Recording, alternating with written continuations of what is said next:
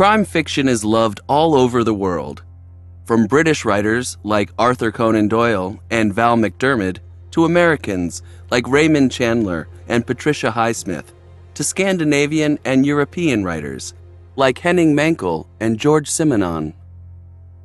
But two British novelists are called queens of crime: Agatha Christie and Ruth Rendell. Ruth Grassman was born in London in 1930. Her father was English and her mother was Danish. After she left school, she became a journalist. She married Don Rendell, who was also a journalist. In 1964, Rendell published the first Inspector Wexford novel, From Dune with Death.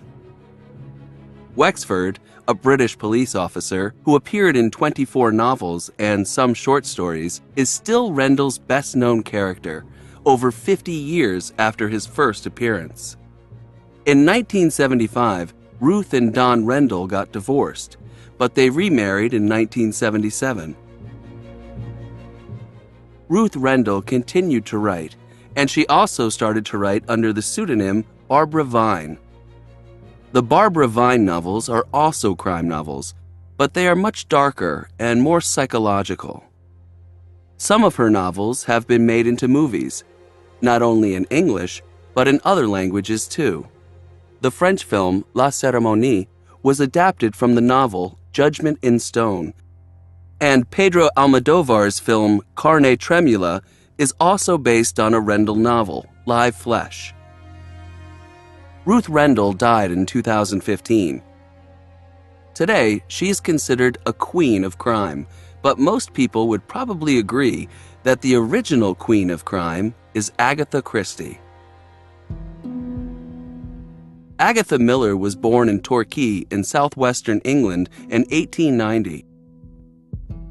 Her father was American and her mother British. In 1914, she married Archie Christie, who was an army pilot. Christie started to write and published her first novel in 1920, The Mysterious Affair at Styles, in which she created a Belgian private detective, Hercule Poirot. In December 1926, Christie became the center of her very own mystery when she suddenly disappeared from the family home in Sunningdale near London. Her disappearance was big news in the UK and in the US. For 11 days, the police and the press searched for her. The police also asked Arthur Conan Doyle, the creator of Sherlock Holmes, for help, but even he couldn't solve the mystery. The police eventually found Christie in Harrogate in northern England. She apparently couldn't remember anything, and the mystery of her disappearance was never solved. Soon afterwards, she and Archie divorced. Agatha Christie continued to write. She also married again to Max Mallowan, who was an archaeologist. This marriage was happy. She created another detective, Jane Marple. Miss Marple is a little old English lady. She lives in a small village and solves crimes quietly and often without leaving her armchair. She is totally different from Hercule Poirot, who Christie described as a complete egoist.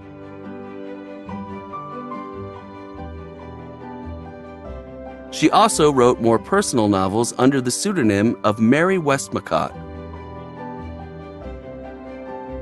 Agatha Christie died in 1976, but her books are still read all over the world and watched in movies like Murder on the Orient Express, plays like The Mousetrap, and television shows like the Miss Marple series.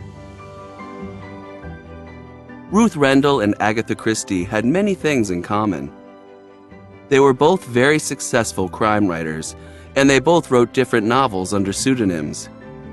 They both divorced and remarried, and they're also both strongly associated with the detectives they created.